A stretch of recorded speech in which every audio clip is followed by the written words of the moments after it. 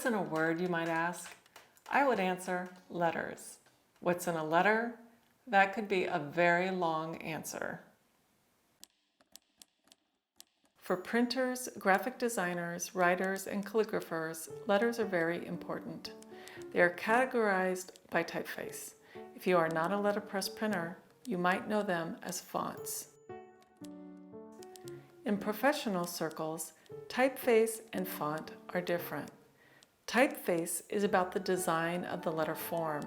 It includes variations in size, width, and slope. Each typeface has a name, like Garamond Bold, Bodoni, Kaufman Light, or Times New Roman. The word font comes from fount, or fountain, and refers to a specific amount of metal poured or cast into a matrix to create a package or font of type. These fonts of type allow printers to set words letter by letter. After printing, the forms of text are then taken apart and reset for a new project. That's why it's called movable type. The history of type begins in the 11th century in China with Bai Sheng. Bai Sheng was the inventor of movable type, first in wood and then in porcelain. Movable porcelain type was first used to print books around 1040 AD. Books with wooden movable type came about 100 years later. The oldest known book printed with movable metal type was in Korea in 1377. So, if casting type sounds archaic to some of you, it is. One of my favorite places to order type is M&H Type Foundry in San Francisco. They've been casting metal typefaces since 1915. Thanks to companies like M&H, letterpress printers like myself can keep setting type by hand, one letter at a time.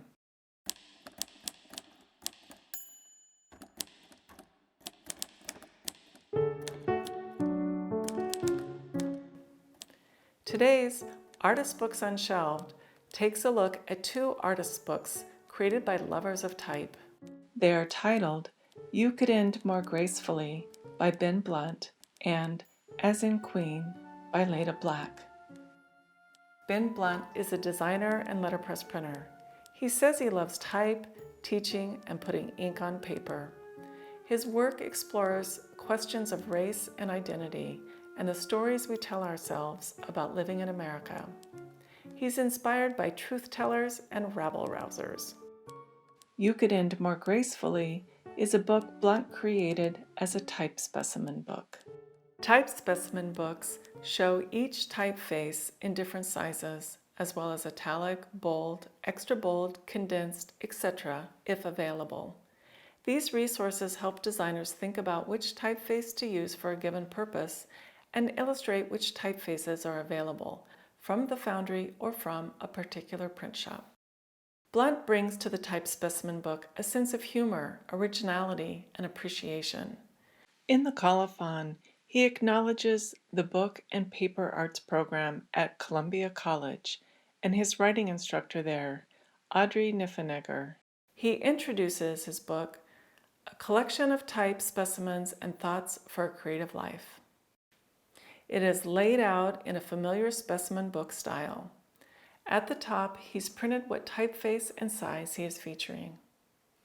This one, 8 and 12 line Gothic, refers to the two sizes of the large wooden type he has printed in blue. If you were going to rework it, you might concentrate on beginning and ending. These colorful words are taken from feedback on his writing in Niffenegger's class. This advice from his instructor is offered up as life advice in the form of a specimen book. My favorite? It's always a challenge to work with a character who's an artist of any sort. 10-line brush script. So much about creating involves an almost reptilian level of sitting and staring.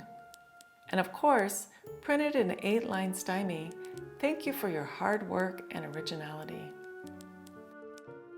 Blount recognized the universality in the feedback and offers it forward. Blount has uniquely turned his classwork on its head and reimagined the type specimen book. You Could End More Gracefully reflects his originality and what type of printer he really is.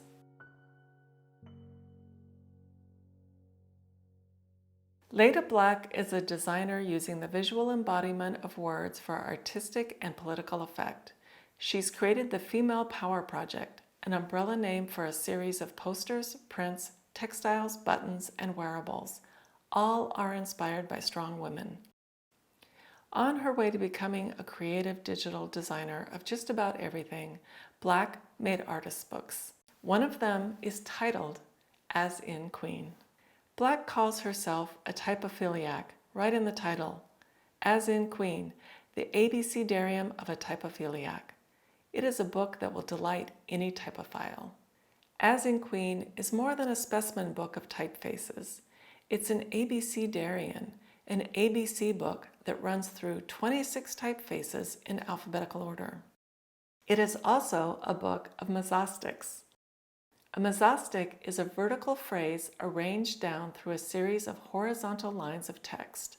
If the vertical word or phrase was at the beginning of each line, it would be an acrostic, but when it is in the middle, it is a mesostic. As in Queen is her love letter to the letter Q. The title is both hidden and revealed in this poem on the cover wrapper.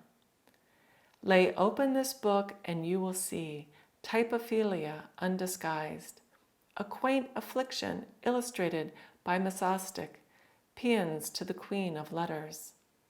How fun that Black is referring to her type obsession as a quaint affliction in this poem. Beginning with A, the first featured typeface is Anna. We find the A for Anna directly under the Q and can follow it down through each line of the poem. Both the small and large Q are in the typeface of Anna. Her poem on each page is to the featured typeface itself. Hail the shameless androgyne, round-crowned queen of fancy phalliosity. For C, the typeface is Castellar. It reads, a circle anchors you, circumscribed but not circumspect. Your flapping tongue tells the tale of barriers undone. We can see she's referring to how the outer ring or the bowl of the Q is pinning or anchoring the tail down. She calls it a flapping tongue, and of it she writes, it tells the tale of barriers undone. Barriers undone describes the tongue of the Q extending beyond the confines of a circle. Every stroke of the type design is lovingly languished over by Black. She loves the letter Q. She says Q is a letter that expresses gender fluidity in its form with its feminine bowl and masculine tail. It is neither one or the other. She believes the Q in a typeface is often quirkily designed because it is not used often, and so designers have more fun with it. She made me a believer in Q as an outlier, a letter that breaks the rules of conformity. When we get to the page for the letter V, the typeface featured is Van Dyck. The typeface is named for the type founder, Christoffel Van Dyck, spelled D-I-J-C-K. The poem here reads, so voluptuous and introvert are you, such a spiral juicy jelly roll, a magnificent skein. Black is having a great deal of fun with these typefaces, and you will too if you dare read their audacious love poems out loud.